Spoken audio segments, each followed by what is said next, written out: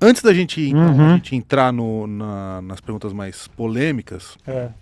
meu querido Geraldo, eu queria que você, se for possível, eu queria que você fizesse meio que um checklist dos poderes mediúnicos, ou poderes ou capacidades Que o Chico que o tinha. Chico tinha. Porque todo mundo conhece muito essa coisa da psicografia. E ele tinha todos. Então, numera pra gente no grau, assim, de repente, definido por grau de importância ou por grau de conhecimento do público. Eu acho que o primeiro, o maior, é a É a psicografia. psicografia. Allan Kardec escreveu um livro que é o primeiro tratado científico sobre a mediunidade, que é o Livro dos Médiuns, que ele explica muito bem isso, a diversidade dos dons mediúnicos, né? Que tem vários tipos de mediunidade. Chico Xavier as tinha todas as mediunidades. Então a mais importante é essa que você citou, que é a psicografia. E mesmo assim, tem 3 tipos de psicografia. Tem uma psicografia, e ele tinha os 3 tipos. Tem a psicografia que é intuitiva, que é mente a mente. O espírito comunicante se conecta com a mente do médium e transmite para a mente, e o médium escreve, não é? Escreve O próprio médium escreve. de forma consciente. De forma consciente, Tá. intuitivamente. A outra que é semimecânica, quer dizer, existe esse processo de influenciação diretamente à mente, que é quase como uma enxertia mental. Eu sinto assim, né, no meu caso. Eu também tenho psicografia assim. E você também tem o impulso mecânico do seu braço e da sua mão escrevendo a mensagem. E tem aquela que é exclusivamente mecânica, que não existe a comunicação mente a mente, mas a influenciação no córtex motor do cérebro do médium que faz com que ele escreva. O braço braço, se mexe então, sozinho. se mexe independentemente da vontade do médium. O Chico tinha esses três tipos de psicografias. Tem uma outra mediunidade que ele tinha, a psicofonia, que é o quê? A mediunidade de fala. Que nesse caso o espírito comunicante se utiliza do aparelho fonador do médium, que são as cordas vocais, não é? A boca, enfim. E normalmente nós espíritas temos essa reunião específica, que é uma reunião dedicada, que nós chamamos ou de desobsessão ou reunião de psicofonia, em que os espíritos se comunicam se utilizando de médiuns pela voz, tanto espíritos sofredores, que estão em situação de sofrimento no mundo espiritual e que se utilizam de médiuns para expressar a sua dor, a sua dificuldade, e aí conseguem ser amparados por pessoas aqui mesmo no mundo que conversam com eles, como se fosse um atendimento fraterno, não é? Ou uma possessão, talvez. Não chega a ser, nesse caso, uma possessão. É simplesmente uma atividade mesmo de caridade, de amor fraterno. A gente recebe esses espíritos. O Chico tinha essa mediunidade, ele recebia espíritos sofredores e os doutrinadores da reunião conversavam com os espíritos para ver se eles conseguiam melhorar, se encaminhar para a luz, davam indicativas para eles e tal, não é? E no final dessas reuniões, ele fundou em Pedro Leopoldo um grupo espírita especialmente para isso, chama-se Grupo Espírita Meimei, que era para receber essa reunião de desobsessão, em que ele funcionava como médium de psicofonia, e no final ele recebia os benfeitores espirituais que iam dar então uma instrução elevada. E curiosamente, alguns pesquisadores resgataram os áudios dessas reuniões. Então já tem aí, você consegue ouvir, tanto no YouTube quanto em DVDs, o Chico recebendo, por exemplo, o espírito de André Luiz, o espírito de Emmanuel e outros espíritos que se manifestavam, poetas, né? Que se manifestavam através dele. Mudava a voz? Mudava a voz, mudava toda a personalidade, você sente.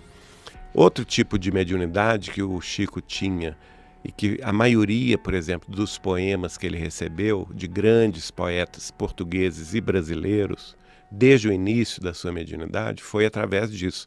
É a mediunidade clarividência que ele tinha total, ele via os espíritos. Então, os espíritos dos poetas, por exemplo, Castro Alves, Augusto dos Anjos, Antero do Quental, Olavo Bilac, sabe, João de Deus, todos eles se apresentavam para o Chico e falavam com ele: Chico, eu vou declamar.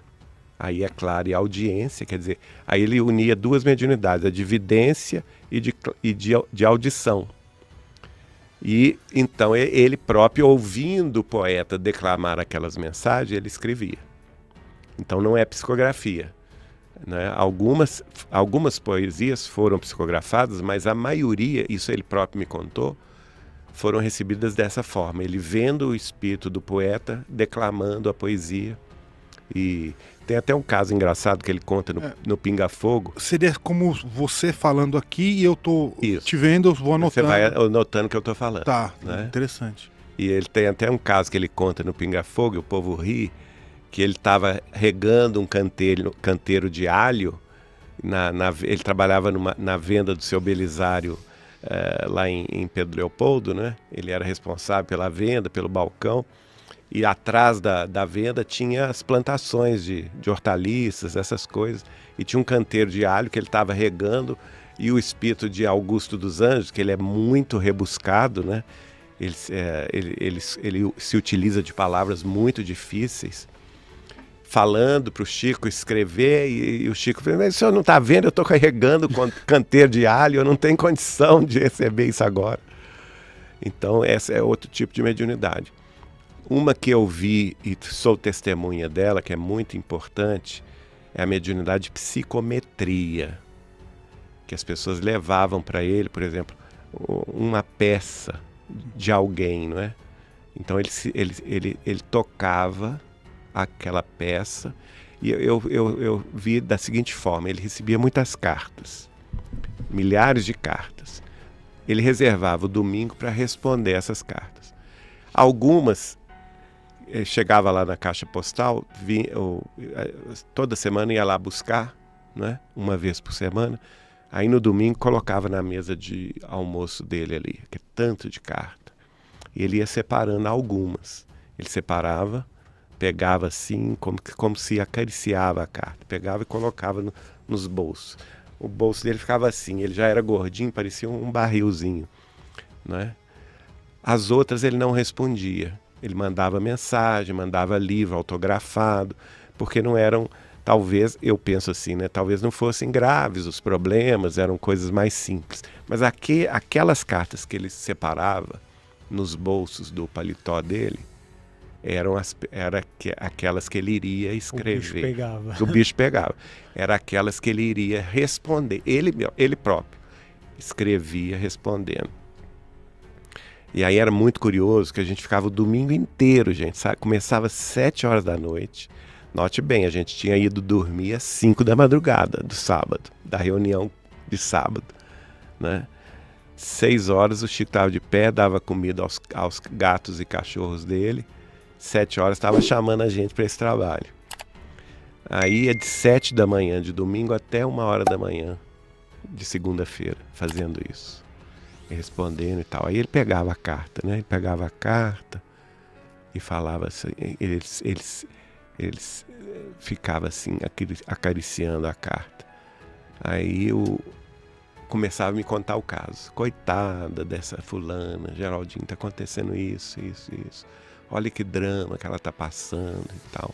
Aí eu falava com ele assim: mas Chico, isso que você tá me contando tá nessa carta que tá na sua mão?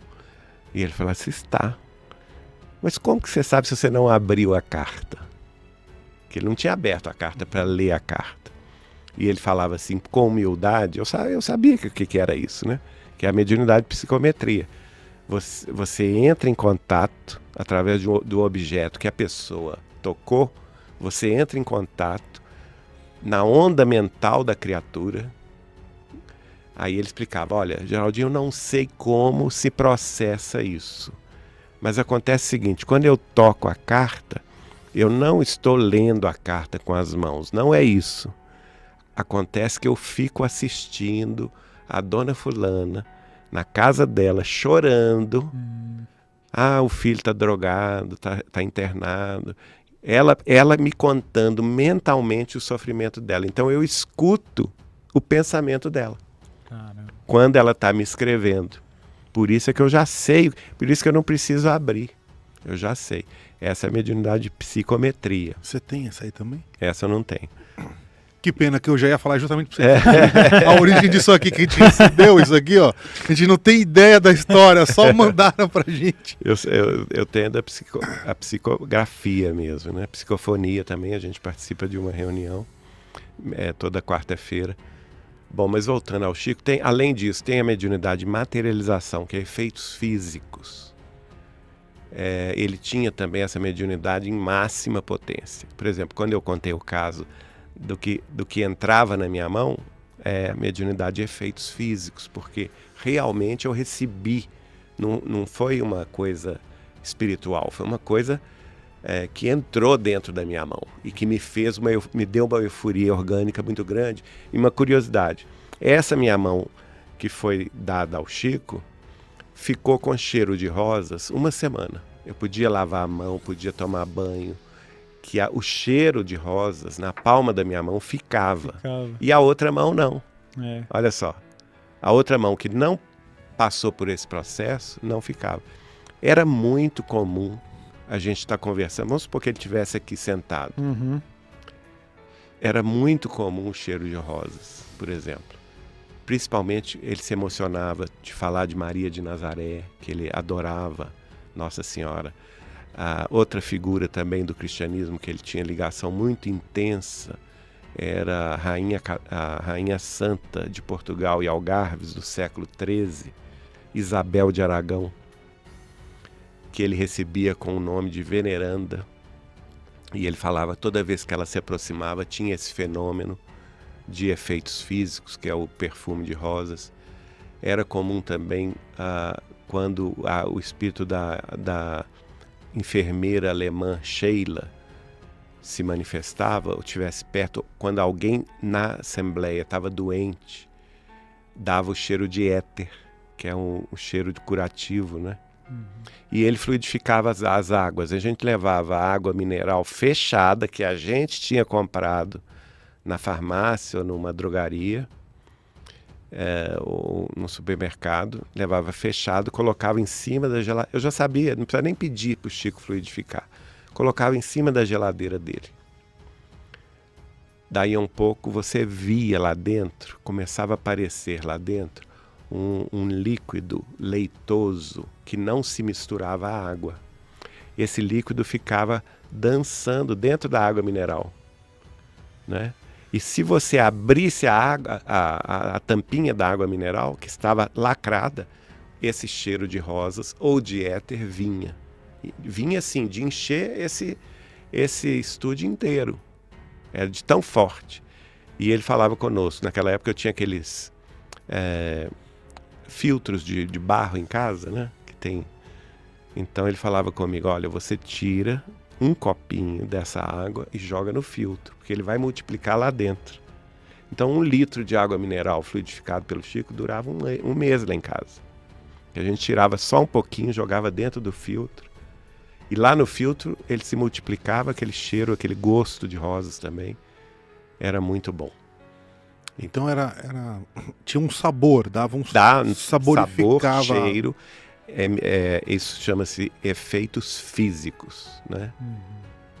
Que acontecia. E a mais polêmica, já que vocês estão falando aí em polêmica e gostam de falar na polêmica, que é a questão da profecia, que é a mediunidade que ele tinha também em máxima potência, que nós espíritas chamamos de presciência. Allan Kardec vai escrever no capítulo 16 do seu último livro, que se chama A Gênese, os Milagres e as Predições segundo o Espiritismo. O capítulo 16 ele desenvolve a teoria da presciência, que são as pré-condições necessárias para que o espírito desencarnado ou médium consiga ver o futuro. E são duas coisas básicas que são a mesma coisa, que é o quê? tanto o médium quanto o espírito precisam ser suficientemente espiritualizados, ou por outra, ele fala de uma outra forma, eles têm que ser absolutamente desmaterializados, no sentido de não ter apego à matéria, ao dinheiro, à fama, ao poder, entende? Isso é necessário. E essa mediunidade, segundo esse capítulo de Allan Kardec, não adianta a pessoa ser médium e querer ter essa mediunidade, porque ela não tem. A pessoa é escolhida lá de cima. Lá no mundo superior, escolhe o médium para receber essas informações. Então, eu não tenho dúvida que o Chico foi escolhido, porque veja a vida dele, não é? Uma vida de total renúncia, de total abnegação. Ele poderia ser o escritor brasileiro mais rico se ele, imagina, 537 livros, mais de 60 milhões de livros vendidos. Tem alguma ideia ou média de quanto isso daria em dinheiro? Só para vamos colocar. O Paulo Coelho é o segundo mais vendido, em torno de 15 milhões de livros. Tá muito bem de vida, né? Parece que sim. Então, mora no exterior, casa em Paris, casa não sei onde, não é? Então, ele seria certamente um dos homens mais ricos no campo da literatura. Renunciou a tudo isso, doando gratuitamente os direitos autorais de todos esses livros para as editoras, que todas elas com atividades caritativas, assistenciais. Esses livros foram doados a hospitais psiquiátricos espíritas, a creches, orfanatos, instituições de amparo e educação, espalhados pelo Brasil inteiro, né? Então, é por aí. Então não tem dúvida de que ele tinha essa condição, além de ser espiritualizado. Além de ser desapegado da matéria, eu tenho uma fotografia que eu não tive coragem ainda de publicar, que é eu sentado na cama dele. Mas eu vou publicar em breve no meu Instagram, para vocês verem a humildade da cama de Chico Xavier. Né? Como que ele dormia assim, no meio de livros, e ele não deixava ninguém arrumar aquele quarto. Porque ele sabia exatamente onde estava a baguncinha dele, ele sabia, não é? Às vezes a Eliana, minha esposa, queria arrumar e tal, fazer uma faxina, ele não deixava de jeito nenhum. E ele dormia ali no meio daqueles livros, daqueles papéis. Era o mundinho dele, né? Uma vida muito simples, muito sem qualquer vaidade, sem qualquer pretensão de ser famoso, sem qualquer subida no salto vamos dizer, do ego, da vaidade. Do ego, da vaidade. Ele se colocava como um de nós, né? Antes de encerrar, eu quero lembrar você de algo importante. Se você precisa de oração ou quer colocar o nome de alguém especial em nossas preces, escreva o nome aqui nos comentários. Todas as sextas-feiras fazemos nossa corrente de oração e levamos cada nome diante de Deus em nossas orações. Deixe o nome nos comentários, participe dessa corrente de fé e que a paz, a luz e a proteção estejam sobre você e sua família.